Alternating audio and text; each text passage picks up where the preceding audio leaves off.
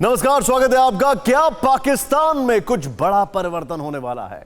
क्या इमरान खान नियाजी की कुर्सी जाने वाली है या फिर पड़ोसी मुल्क में इमरजेंसी लगने वाली है? ऐसा इसलिए कहा जा रहा है क्योंकि इमरान खान की गठबंधन सरकार अचानक अल्पमत में आ गई है, उनके खिलाफ बगावत शुरू हो गई है, अपने ही बागी हो गए हैं और विरोधी इमरान को सत्ता से बेदखल करना चाहते हैं और इसके लिए एकजुट हो गए। हालांकि इमरान खान अपनी कुर्सी बचाने के लिए भाग दौड़ कर रहे हैं, लेकिन पाकिस्तान के सियासी गलियारों में चर्चा आम है कि उनकी सरकार बस कुछ घंटे की मेहमान है। हम बात करेंगे पाकिस्तान में कैसे आई परिवर्तन की आंधी और साथ ही जानेंगे कि आखिर अब क्या करेंगे मिस्टर नियाजी। हमारे साथ हमारे मेहमान भी जुड़ेंगे और दिल्ली से लेकर इस्लामाबाद से रिपोर्टर भी आपके सामने स्क्रीन पर देखें आप। मनीषा मेरे सहयोगी जुड़ चुके हैं, जनरल राज कादियान मेरे साथ हैं, Arzoo Kasmi one of the rare neutral voices of Pakistan, वो हमारे साथ हैं। स्वागत है आपका आरजू। और ये सभी से हम बातचीत करेंगे। मेरे सहयोगी कसवर भी हमारे साथ जुड़े हुए हैं, जो कि एक बहुत ही, जिसको कहा जाए बहुत ही डेयरिंग, बहुत ही न्यूट्रल जर्नलिस्ट है पाकिस्तान से। लेकिन शुरुआत इस वक्त की बड़ी खबर ब्रेकिंग न्यूज से, और बड़ी खबर यह है पाकिस्तान की सियासत से। बहुत बड़ी खबर, इमरान पीएम पद से कभी भी इस्तीफा दे सकते हैं। पाकिस्तान में इमरजेंसी भी लग सकती है। इमरान खान थोड़ी देर में देश को संबोधित करेंगे। इमरान खान पर इस्तीफा देने का भारी दबाव है।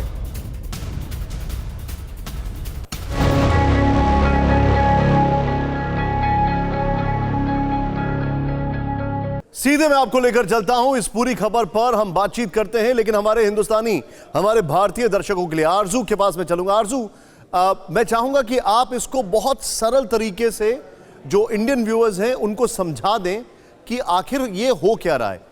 जितना हमें पता है, अभी एक बड़ी खबर यह है कि पाकिस्तान में नेशनल असेंबली में इमरान खान को अपनी मेजॉरिटी प्रूव करनी है सैटरडे को। क्या ये बात सही है? जी बिल्कुल, ये बात सही है कि अभी तक सैटरडे की बात हो रही है, लेकिन ये चीज मंडे तक भी जा सकती है। ठीक है। और इमरान खान ने जो है वो बिल्कुल वोट ऑफ कॉन्फिडेंस लेना है नेशनल असेंबली से। लेकिन जिस तरह से जो रिजल्ट सेनेट का आया है तो उनके लिए ये काम मुश्किल लग रहा है। और अगर वो वोट नहीं ले पाए कॉन्फिडेंस का तो ऑब्वियसली उनको सीट छोड़नी पड़ेगी। और अगर वो हटते हैं तो ये भी हो सकता है कि वो पूरी असेंबली को डिसॉल्व कर दें और दोबारा से नए इलेक्शंस अनाउंस करने पड़ जाए उनको। लेकिन तो आपने जो जिक्र किया है, मैं आपसे एक चीज जानना चाहूंगा। नेशनल असेंबली एक तरफ है और सेनेट एक तरफ है, या दो सेनेट उसी का पार्ट है? नहीं, सेनेट अलग है। सेनेट आप समझे जैसे अपर हाउस होता है, वो है कि जो भी नेशनल असेंबली से अगर कोई चीज भी भेजी जाती है अप्रूव करने के लिए तो वो पहले सेनेट में जाती है और सेनेट वाले जब अप्रूव करते हैं तभी वो कुछ भी जो है वो अप्लाई होता है या उसके ऊपर इम्प्लीमेंट होता है। लेकिन मुझे एक बात बताइए आरजू, सॉरी मैं आपको रोक रहा हूं, तो यानी कि नेशनल असेंबली में उनको वोट ऑफ कॉन्फिडेंस लेना है?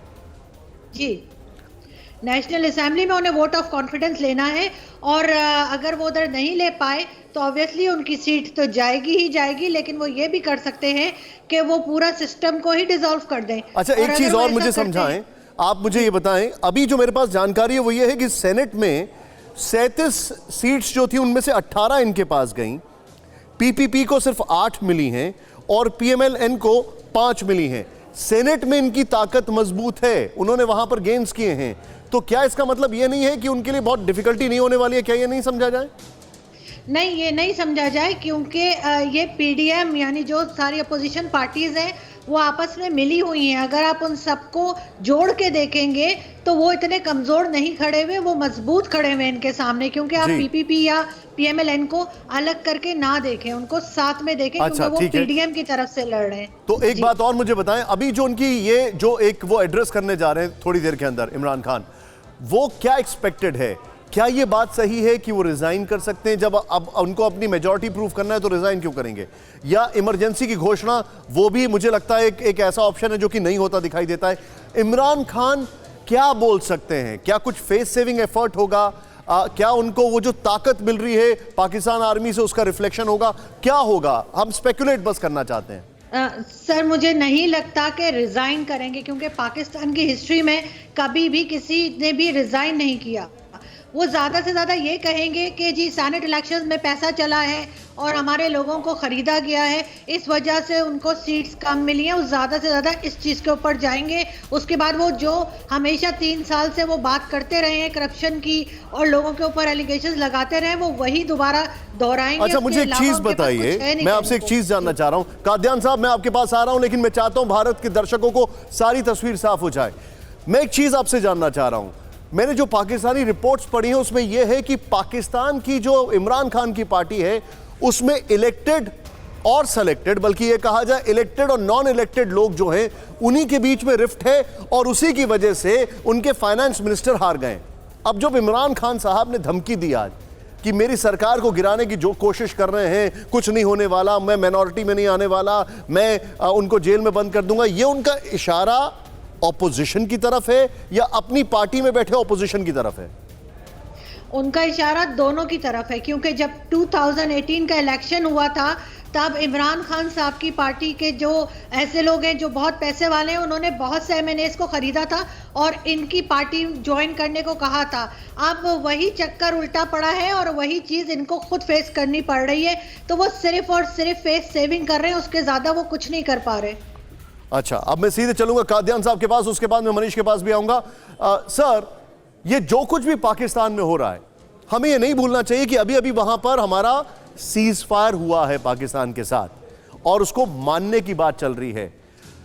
यूजुअली जो ट्रेंड रहा है वो ये रहा है कि पाकिस्तान के इंटरनल डिस्टर्बेंसेस से अटेंशन डाइवर्ट करने के लिए भारत की तरफ बंदूकें मोड़ दी जाती हैं या फिर भारत की तरफ प्रेशर बनाना शुरू कर दिया जाता है। और ये हमने तब भी देखा था जब सारे ऑपोजिशन एक हो गए थे। आप आगे के हालात कैसे देख रहे हैं? निशान, पहले तो सीज फायर एग्रीमेंट की बात करें।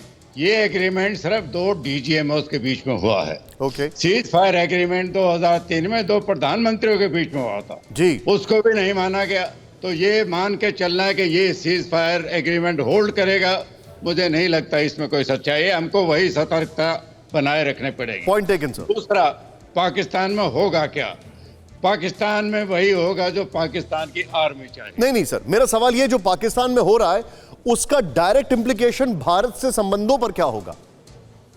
नहीं, हमारे तो संबंध पाकिस्तान से अभी भी दरार वाले हैं, वो दरार वाले ही चलते रहेंगे, क्योंकि पाकिस्तान की सत्ता इमरान आए कोई और आए, सत्ता उनकी पाकिस्तानी आर्मी के पास है, उसमें कोई बदलाव नहीं है। आज भी अगर इमरान बाजवा से मिल के आए तो वो वही कहेंगे जो बाजवा साहब कहेंगे। अगर बाजवा साहब को मैं नहीं लगता इमरजेंसी सूट करेगी, क्योंकि फिर सारी दुनिया की निगाहें पाकिस्तान पर आएंगी। अब कम से कम नाम के वास्ते इसे एक डेमोक्रेसी तो है, तो आर्मी भी यही चाहेगी कि एक डेमोक्रेसी ढकोसला चलता रहे, चाहे वो इमरान आए। अगर इमरान लोगों को पसंद नहीं, किसी और को ले आएंगे, लेकिन इमरजेंसी के चांसेस कम है। भारत के रिश्तों में कोई इमीडिएट इसका इफेक्ट नहीं होगा। ठीक है, मैं एक क्विक रिएक्शन, ब्रेकिंग पर जाने से पहले एक बड़ी खबर पाकिस्तान से आ रही है, उससे पहले आरजू जी से एक रिएक्शन लूंगा। आरजू जी, मुझे एक चीज बताइए। देखिए, जितने भी जियोपॉलिटिक्स के जानकार हैं, जो पाकिस्तान के जानकार हैं, वो एक बात ये कह रहे हैं क्योंकि Imran Khan best sought after option है, अभी सेकेंड ऑप्शन क्रिएट नहीं हुआ है। शाह महमूद कुरैशी थे, लेकिन वो अपनी ही गलतियों की वजह से बहुत सारे एम्बैरेसिंग मोमेंट्स के पाकिस्तान की वजह बनते हैं, इसीलिए पाकिस्तान आर्मी इमरान खान के साथ कंटिन्यू करेगी।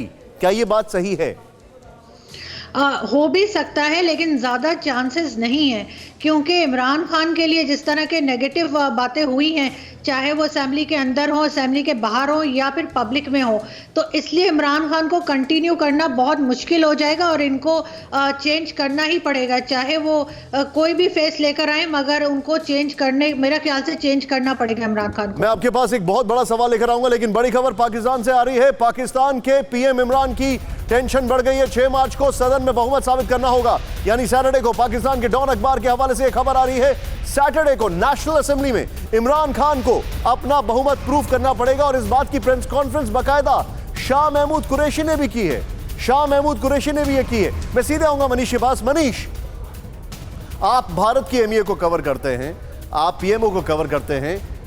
पाकिस्तान में अस्थिरता, ऐसे माहौल में भारत को कितनी चिंता है? हालांकि उनका इंटरनल मैटर है जो एक स्टैंडर्ड लाइन होती है, बिल्कुल सही कहा आपने मेरे मुंह की बात छीन ली। आधिकारिक तौर पर तो भारत सरकार यही कह रही है कि ये एक आंतरिक मामला है, लेकिन आप भी जानते हैं कि भारत की सरकार और हमारी तमाम एजेंसियों की नज़र पड़ोसी मुल्क पर पड़ी है होगी।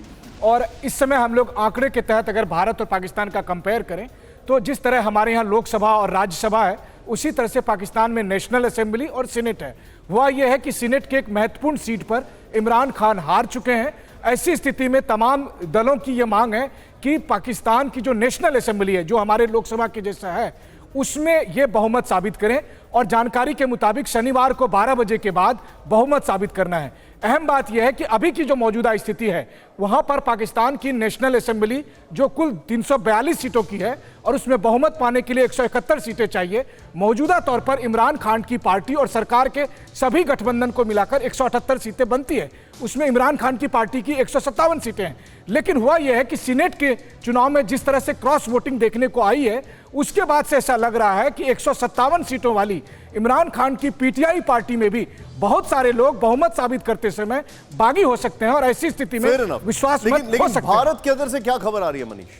भारत कैसे ऑब्जर्व कर रहा है? क्योंकि देखिए, एक तरफ पाकिस्तान में अस्थिरता भारत के लिए चिंता का विषय है, दूसरी तरफ पाकिस्तान में आर्मी का रूल और बड़ा खतरा है भारत के लिए। हालांकि इतिहास यह कहता है कि पाकिस्तान की आर्मी विज़ाविज़ डेमोक्रेसी भारत के फेवर में होती है। देखिए, हम एक लोकतांत्रिक देश है और निश्चित तौर पर भारत की हमेशा से यही अपेक्षा रही है कि पाकिस्तान में भी लोकतंत्र कायम रहे। और जब जब पाकिस्तान में लोकतंत्र का गला घोटा गया है तो भारत ने चिंता जाहिर की है। लेकिन दिक्कत यही है कि पाकिस्तान में जो भी लोकतांत्रिक सरकार बनी है, अभी इमरान खान को ही लेकर देखिए, इमरान खान के साथ हमारा 2 साल का जो संबंध है वो बहुत अच्छा नहीं रहा।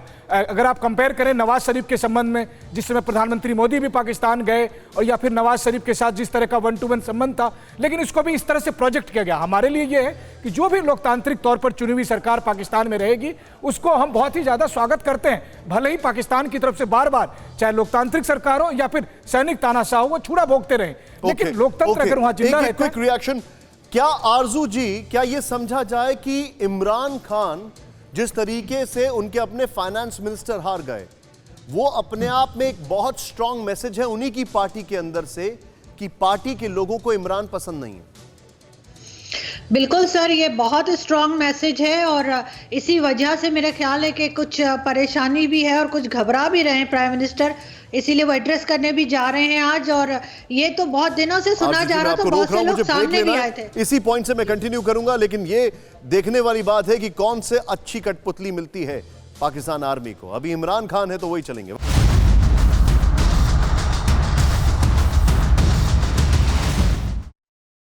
न्यूज़ टॉप 9 रोज सुबह 7 बजे और शाम 7 बजे सिर्फ TV9 भारतवर्ष पर।